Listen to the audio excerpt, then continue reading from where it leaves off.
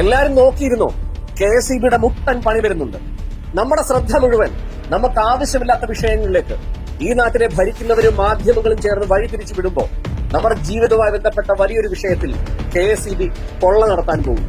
2027 വരെയുള്ള വൈദ്യുതി ചാർജ് വർദ്ധിപ്പിക്കണം ആവശ്യപ്പെട്ടുകൊണ്ട് KSEB റെഗുലേറ്ററി കമ്മീഷനിൽ ഒരു ശുപാർശ നൽകിയിരുന്നു.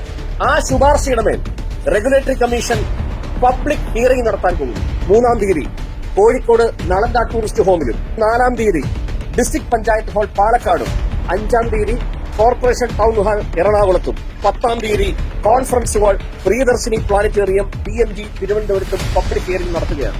ഈ പബ്ലിക് ഹിയറിംഗിൽ നമ്മൾ പോണം. നമ്മുടെ ആകുലതകളും ആശങ്കകളും അവിടെ അവതരിപ്പിക്കണം.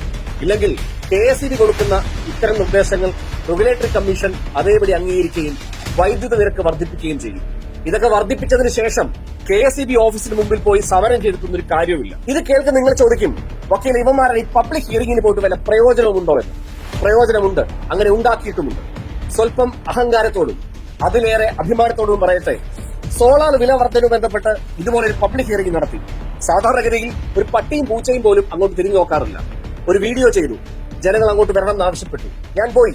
സാധാരണഗതിയിൽ ആരും വരാത്ത പബ്ലിക് ഹിയറിംഗിൽ 250 മനുഷ്യരാണ് അവിടെ വന്നത്. തർക്കങ്ങൾ, വിവാദങ്ങൾ, ചർച്ചകളുണ്ടായി.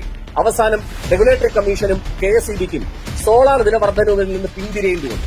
ഇതാണ് നമ്മുടെ ബലം. പ്രതികരണവും ചർച്ചയും വാട്സപ്പിലും ഫേസ്ബുക്കിലും മാത്രം ഒതുക്കിയിട്ട് മറ്റാരെങ്കിലും വന്ന് പ്രതികരിക്കുമെന്നും അവർ നമ്മൾക്ക് വേണ്ടി പടപൊരുതും എന്ന് വിചാരിച്ചാൽ ഒന്നും നടക്കില്ല. നമുക്ക് വേണ്ടി പറയാൻ നമ്മൾ മാത്രമേ ഉള്ളൂ. അതുകൊണ്ട് ഞാൻ സൂചിപ്പിച്ച 4 സ്ഥലങ്ങളിൽ നടക്കുന്ന പബ്ലിക് ഹിയറിംഗിൽ പോയി നമ്മുടെ ആശങ്കകളും ആകുലതകളും ഈ വൈദ്യുത നിരക്ക് വർധനവ് കൊള്ളയാണ് എന്ന് റെഗുലേറ്ററി കമ്മീഷനെ ബോധ്യപ്പെടുത്തുക.